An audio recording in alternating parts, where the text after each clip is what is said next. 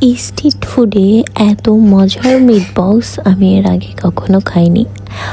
Honestly অনেক বেশি মজা ছিল এখানের মিট বক্সটা। টোটালি কোনো রকম আলুই ছিল না, সব চিকেনই ছিল ভরপুর। আর আজকের মিট বক্সটা কেমন করে বানানো হলো, আমরা কিভাবে নিলাম, আর এটা কোথায়, আর এই পুরো ডিটেলসগুলো জানার জন্য ডোন্ট স্কিপ দিস ভিডিও।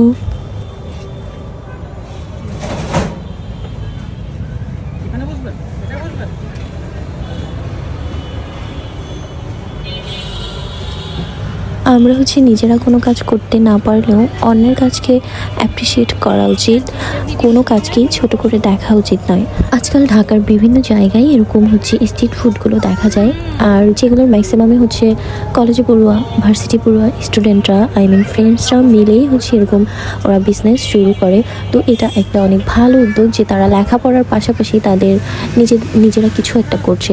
তো আজকে আমরা যেটাই গিয়েছিলাম, এখানে এই আপু আর আপুর ভাই দুজন মিলে এটা করছে। আপুটা একটা জব করে, জবের পরে সন্ধ্যার পরে যেই বাকি সময়টুকু থাকে ওই টাইমটাতে ওনার ছোট ভাইকেই আর কি হেল্প করে, আর ওনার ভাই স্টুডেন্ট।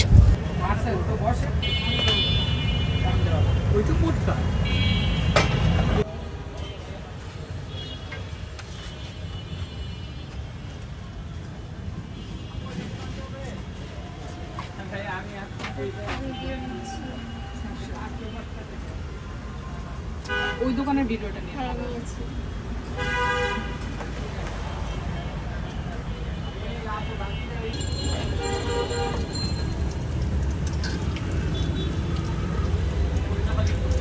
ইহান পাপার ওখানে বসো।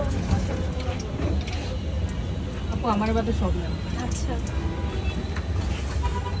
আপনাকে আনিনি।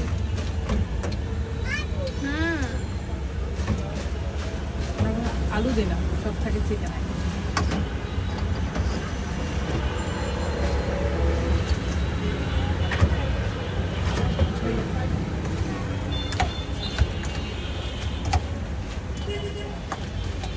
এইখানে যেই খাবারগুলো ডিসপ্লে করা হয়েছিল, আমি ফার্স্টে ভেবেছিলাম যে কেউ এসে অর্ডার দিলে হয়তো বা ডিসপ্লের খাবারগুলোই তারা সার্ভ করে, কিন্তু পরে আমি জানতে পারলাম ডিসপ্লের খাবারগুলো তারা কখনোই সার্ভ করে না। এটা জাস্ট ডিসপ্লেতে শো করানোর জন্যই সাজিয়ে রাখা হয়েছে।